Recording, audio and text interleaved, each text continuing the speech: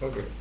Yeah, so we have got a magnetic induction here, and the magnetic induction B, this we have basically mentioned in terms of the current density, and if we recall the electric field equation, if 1 by 4 pi epsilon naught, and instead of the J it was a rho, and the rest the whole the everything was same, x prime into x minus x prime by the modulus of the x minus x prime the whole cube and into the d cube x prime.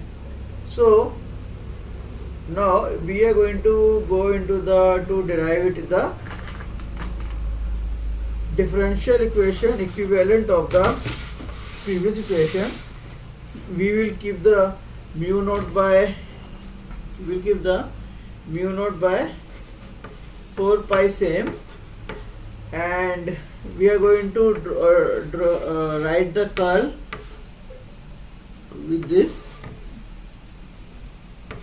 j of an x prime by x minus x bar, x prime cube into obviously d cube x prime. So this is the differential relation equivalent of the previous equation, and it will immediately follow that the divergence of the B is going to vanish, or it's going to be equal to 0. So, and this basically corresponds to the curl of an electric field. We have studied in electrostatics. The curl of an electric field is 0. Okay. So, if I am going to do an analogous equation in terms of curl,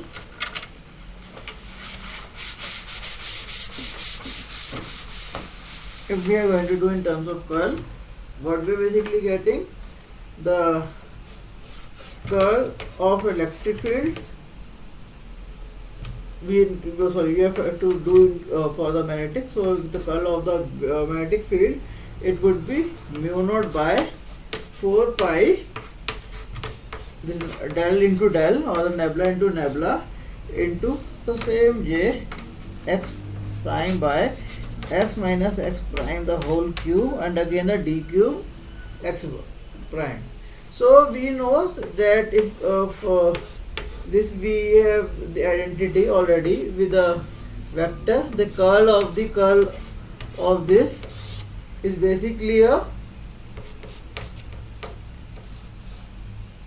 gradient of the divergence of an A minus nebula square A for an arbitrary vector field A, and therefore we can place this value of this into this.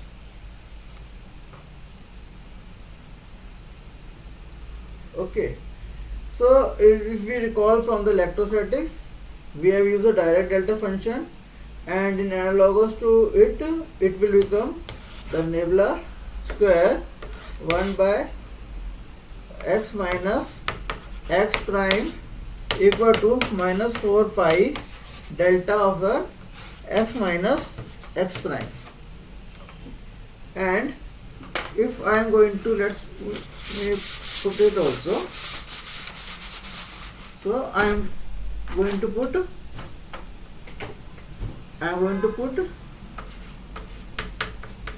this equal to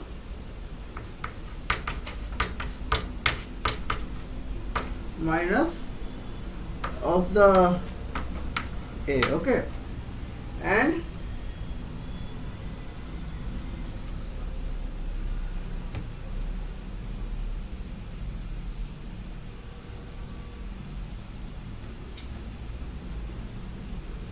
what we get by that, the curl of the magnetic field is going to equal to the mu naught upon 4 pi.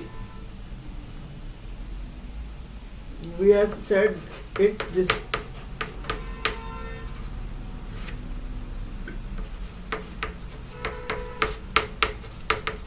x prime d cube x prime, and it is going to equal to mu naught upon 4 pi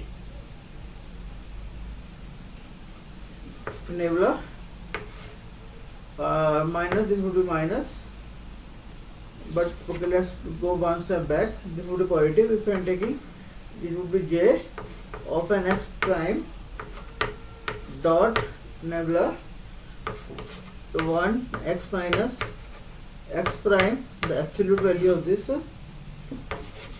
d cube x prime minus mu naught upon 4 pi integral of j of an x prime nebula square, not x square, nebula square, upon 1 by x modulus of x minus x prime d cube x prime. Okay, this was nebula square, so this was nebula square, and this was, and therefore this is this thing. So on solving it and using the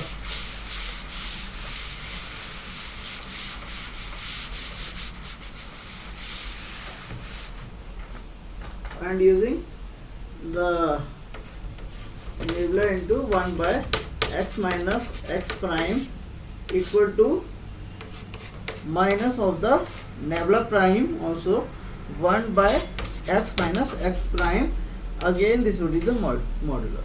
So if we use this, the previous expression reduces to, or it emerges to, minus mu naught upon 4 pi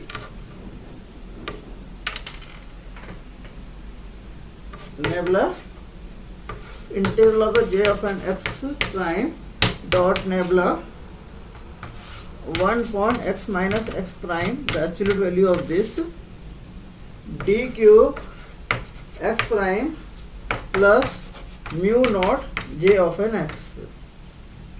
So integration by parts, it reads mu naught j plus mu naught upon 4 pi nebula integral of nebula dot j of an x prime upon x minus x prime modulus dx, sorry, d cube x prime.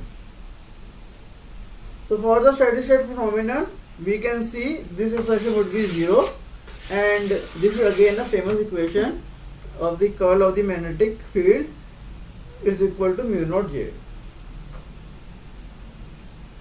So when so one equation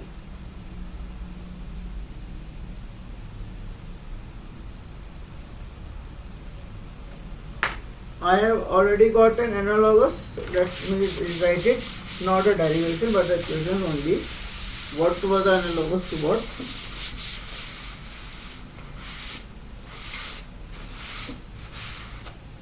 Okay, the first was the divergence of the B equal to 0, analogous to the curl of an electric field equal to 0. The next thing that we have just derived it, the curl of the magnetic field is mu naught j, and this is analogous to the divergence of an electric field equal to rho by epsilon naught. Okay, so if we recall, this is basically the Gauss law, okay, and the integral equivalent of the, so if we are going to say this is the Gauss law, this is the integral equivalent of the Ampere's law, okay, and if we apply the Stokes theorem to the integral of the normal component over this thing, over an open surface S, which is again bounded by a closed curve, that means we are going to put an integral sign here. We are taking an open surface S here, which is bounded by a closed surface, and we are integrating it, what we are applying the integral to the normal component. So when we are applying the integral to the normal component, let's apply the integral to the normal component. It will be dot tan, again the dA, and this mu naught will remain, the mu naught will get outside, we will give mu naught outside, and the j is again going to get integrated over the open surface to its normal component, that means J dot N is equal to dA. Okay, and this is going to transform into closed, because we have taken the C, closed curve is the C, B dot dl is equal to mu naught integral over ns J dot and dA. What basically we have just talked, that if suppose this is the closed curve which is C, we have an open surface S here and we have this dA here, and its normal component would be N, this, and this is the elemental dl area, elemental that we are talking about. So since the surface integral of the current density, this would be the surface integral only, okay, over curve only, but this is a surface integral, na? So this surface integral is the equal to what? Total current which is passing through the closed curve. So this is basically what? This is basically I only. Okay. So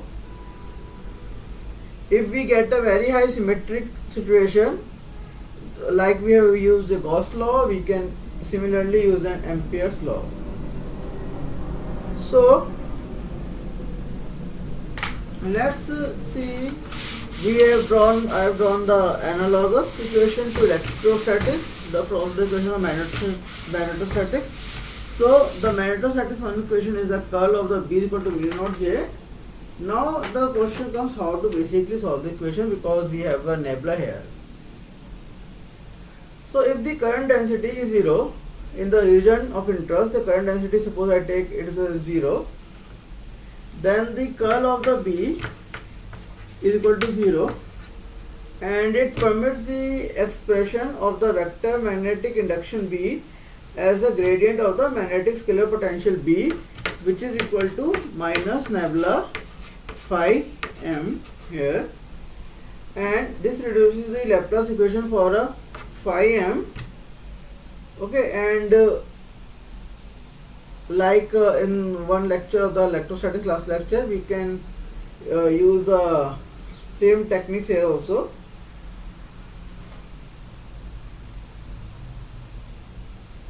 And the magnetostatic second equation was the divergence of the B, which is equal to 0, and this is holding everywhere.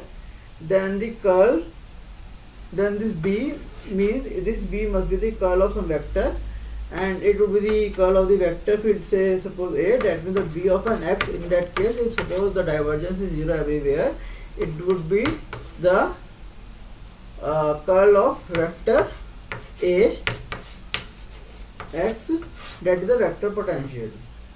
So what we are basically getting, the vector potential Ax is then becomes mu naught upon 4 pi integral of J of an x bar x minus x prime d cube x prime plus nebula of the xi x. So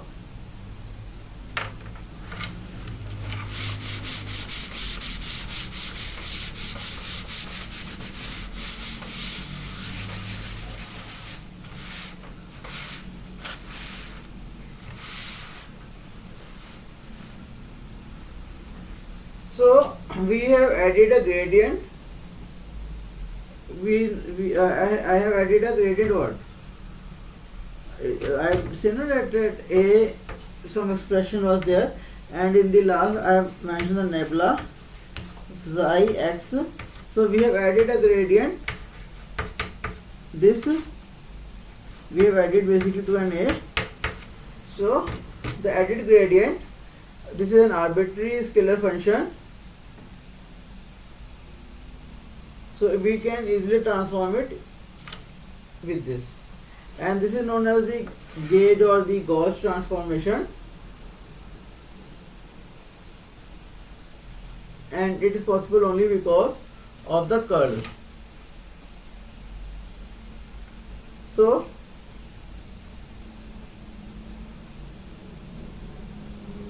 if we are going to substitute it, we can say the curl of the vector potential is equal to the mu naught J, because this was B, and we can similarly then say the divergence with the divergence square is going to be the mu naught J, because this will be the identity I use here. So our each rectangular component of the vector potential is going to satisfy the Poisson equation, and the Poisson equation would be what? This was na, so let's put this 0. So the Poisson equation is this is the Laplacian of a vector potential equal to the mu naught J, and it would be the minus because we will take it to that side.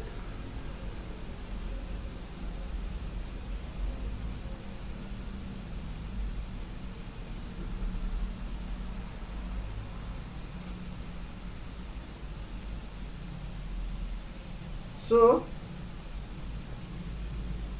let us now use a circular loop of radius r.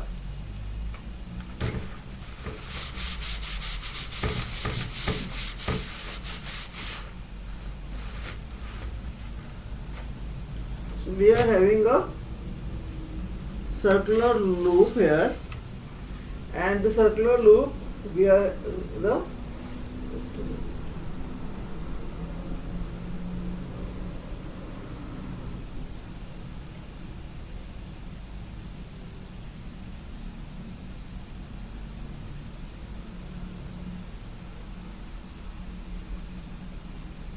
So we are having a circular loop of radius r.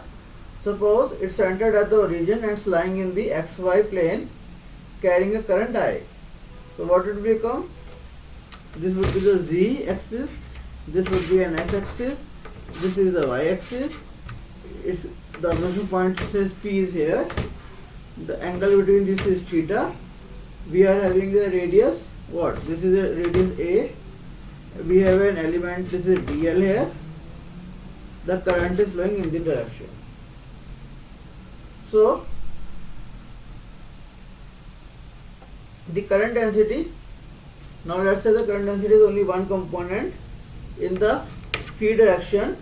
So the J phi is what?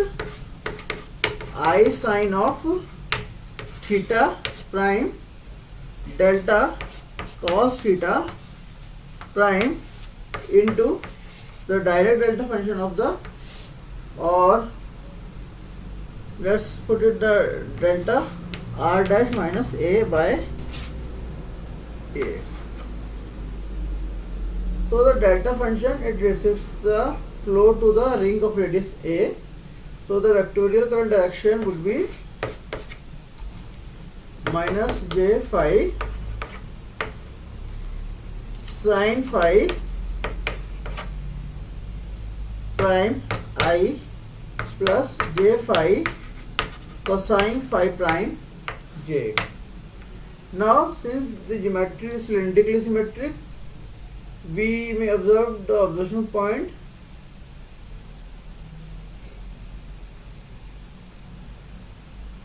as this, and this would be what then? We can also draw perpendicular line here.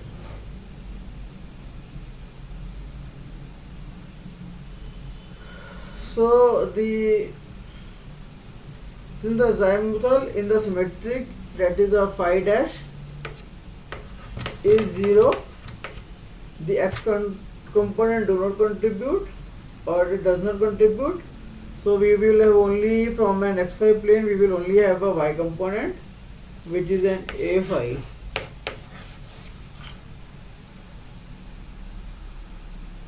Therefore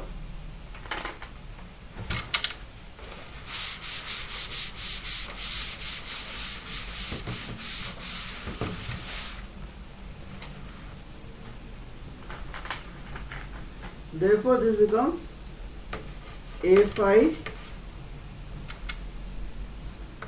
r comma theta mu naught I upon 4 pi a upon 4 pi a integral of r prime square dr and prime and d sigma prime into sin theta prime cosine phi prime delta of an cos theta prime into delta of an r prime minus a by x minus x prime, the modulus value. And this modulus value is equal to what? R square plus r square prime minus twice r prime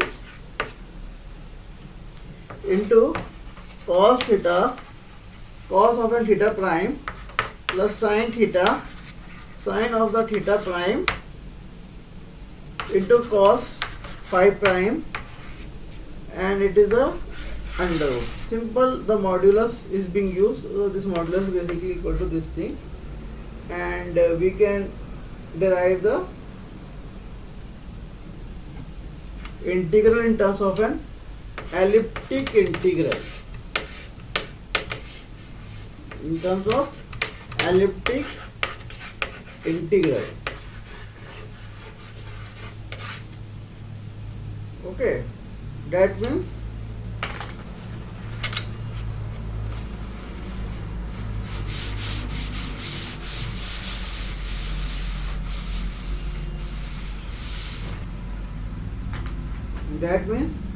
this a r comma phi, sorry, r comma theta, it is equal to mu naught IA by a is not a subscript here, IA 4 pi integral of 0 to 2 pi cos theta pi, sorry, 5 pi cos 5 pi d phi prime, and this would be also then the prime, a square plus r square minus twice ar cos theta cos phi prime sin theta, and again the under root. So now with this we have to presenting in terms of an elliptic integral. Let's choose the elliptic integral k and e. We have an elliptic integral here. So we got a phi r comma theta equal to mu naught upon 4 pi 4 ia by under root of this thing, but here now this will be become a positive sign here, and this cos phi prime won't be here because we have taken it into the we are presenting now in terms of an elliptic integral k and e. So what it would be, the rest part would be what?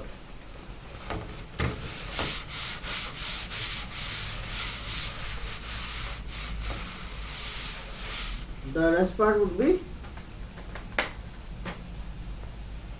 rest part would be in the bracket times twice minus small k square into the elliptic integral. Let's say the first elliptic integral is k, capital K, k of the k, kk minus twice e, the second elliptical integral k by k square, and this. So this is the small k, this is again the small k, this is an elliptic integral, this is again the elliptic integral. Okay, so we know that small k is equal to what? 4a r sin theta upon a square plus r square plus twice ar sin theta. So this is a sin theta. So the components of magnetic induction becomes what? We can express the components of magnetic induction in terms of these elliptic integrals. So what we get, we have three components x, y and z but we have the coordinate here different here, not z. We are taking an azimuthal because of cylindrical symmetry, and so the component will be br, b theta, b phi, and this b phi we already said is equal to 0. Now we are left with b theta minus 1 by r, partial derivative of this into r into a potential vector, and this is br is equal to 1 by r sin theta, partial of the theta sin theta a phi.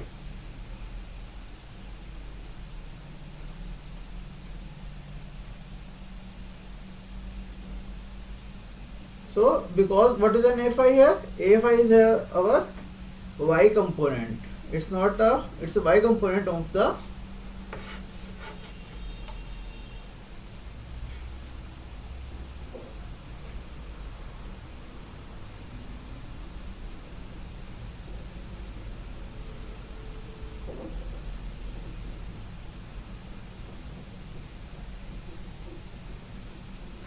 okay.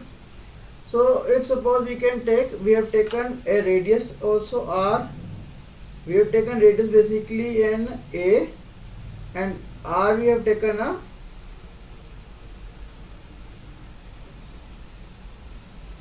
to the observation point distance r. So if the radius is bigger than the r distance, this r is what, this p we have taken point, and this distance was basically r, and this was then a. So if the a can be greater than r, or we have basically the a which is basically the less than r, or we can have a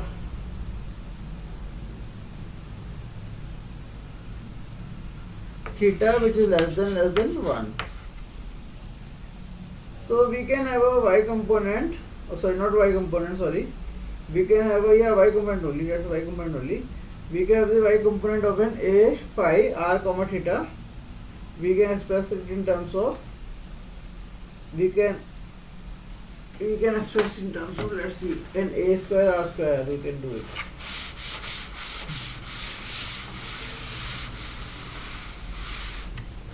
That is basically mu naught I a square r sine of the theta by 4 times a square plus r square 3 by 2 into 1 plus 15 times sine square theta upon 8 into square root of a square plus r square, and this power series will go on. So we have got the corresponding field components. Okay, what we have done is we have derived the components of magnetic induction in terms of elliptic integrals, in terms of this components also we can get. Similarly, if the fields are very far, then also we are going to have a different equation, and we are going to have a long this kind of equation in that case also. So if we are going to design an analogy with the electrostatics, we are going to define the magnetic dipole moment of the loop to be, let's say, it's going to be an m is equal to pi I a square. Okay, so we can do the spherical expansion, or we can make use of spherical harmonic expression, basically expansion. Okay, so we can use legendary polynomials. So I am not going to write in that because I have not drawn I have drawn quite clearly, but not clearly and not even that much neatly. So I am skipping that. But the plan was the motive was that to get into an idea how the magnetic induction components can be derived in terms of elliptic integrals and the Papa expansions.